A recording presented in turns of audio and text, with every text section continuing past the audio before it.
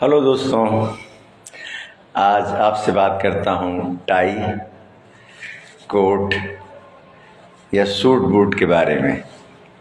बाबा साहब का मजाक उड़ाना या उनकी राष्ट्रभक्ति पर सवाल उठाने वाले लोग अक्सर ये सवाल करते हैं कि जो हमेशा सूट बूट में रहता था वो गरीबों का मसीहा कैसे हो सकता था। वो गरीबों का मसीहा नहीं था। इसका उत्तर बहुत ही आसान है। बाबा साहब जानते थे और वो हमेशा कहते थे, क्योंकि उनको मालूम था छुआछूत का रोग इतना भयंकर है कि दलितों को जूते चप्पल पहनना, अच्छे कपड़े पहनना, कुर्सी पर बैठना, महिलाओं को जेवर पहनना, ये कट्टरपंथी या सनातनी हिंदुओं को स्वीकार नहीं था। ऐसा करता हुआ कोई दलित यदि उनके सामने आता था तो पंचायत में उसके साथ मारपीट होती थी और जुर्माना लगा दिया जाता था। जब बाबा साहब को ऐसी घटनाओं का पता चलता था तो वो अपने देश के लोगों का, अपने देश के लोगों का, अपने लोगों का, ख़ास तौर पर अपने लोगों का आह्वान करते हुए और गरीबों का आह्वान करते हुए आवाज़ उठाते हैं कि स्वदेशी खादी बहुत महंगी है और इंग्लैंड में बने हुए कपड़े सस्ते हैं, सुंदर हैं, टिकाऊ हैं। तो आप ऐसे वस्त्र पहनते ही क्यों हैं जिसके पहनने से, खरीदने से कर्ज हो जाने का भय हो और पंचायत में आपके साथ भेदभाव किया जाता है। क्योंकि अगर कोई दलित स्वदेशी खादी पहनता भी था तो उसके ऊपर कीचड़ फेंकने की बहुत घटनाएं उस समय होती थी।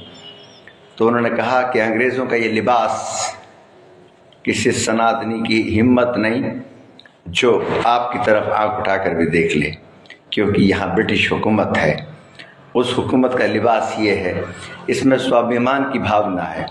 और मैं सवाल पूछता हूँ मिस्टर गांधी और कांग्रेस से कि उन्होंने कांग्रेस के सदस्यों के लिए खादी अनिवार्य कर दी कि कांग्रेस का कोई सदस्य होगा तो वो खादी ज़रूर पहनेगा, लेकिन उन्होंने इस तरफ कोई ध्यान नहीं दिया कि कांग्रेस का सदस्य वो होना चाहिए जो दलितों के साथ भेदभाव ना करे।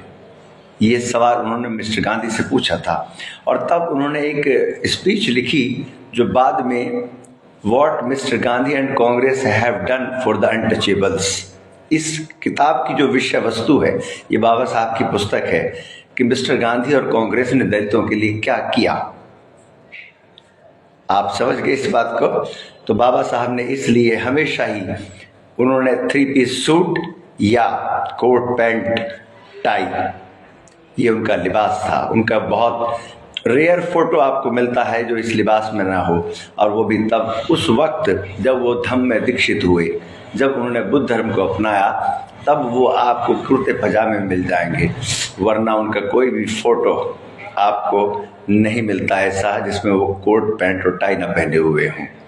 ये उनका लिबास था, एक जेंटलमैन की तरह रहना। और वो लोगों से कहते भी थे कि आप इस तरह रहिए, इससे स्वाभिमान की भावना जागृत होती है। और उन्होंने 1930 में डिप्रेस्ड क्लास एसोसिएशन बनाया और उन्होंने कहा कि जब तक इस देश में अंग्रेज़ों का राज मैं चाहता हूँ, जब तक हमारे अधिकारों की गारंटी न मिल जाए। इसलिए कांग्रेस का आंदोलन बहुत धीमी गति में चला। जो 1930 का आप देखते हैं सिविल डिसोबीडियंस मूवमेंट, बिकॉज तब तक कांग्रेस सनातनी हिंदुओं का गढ़ बन चुकी थी और जिन्ना समझ चुके थे कि इस देश में अगर अंग्रेज अभी चले जाते हैं छोड़कर तो सत्ता ऐसे लोगों के हाथ में आ जाएगी जो हमें और दलितों को तंग और परेशान करेंगे। इसलिए उन्होंने मुस्लिम लीग के फॉर्मेशन को मंजूरी दे दी। तो ये इतिहास की कुछ बारीकियां हैं, इसको आप लोग पढ़िए, समझिए। मैंने इस पोस्ट को पहले लिखकर भी पोस्ट किया था पिछले साल, ये मेमोरीज में थी आज, तो मैंने सोचा कि शायद मेरे बोलने से आपको कुछ वीडियो की जो बात होती है उसमें कुछ अलग आकर्षण होता है। ये संदेश मैंने दिया आपको। इस तरह के लिबास में आप रहिए कि सामने वाला आपकी तरफ आंख उठाते हुए नजरें नीचे रखे। जय भीम।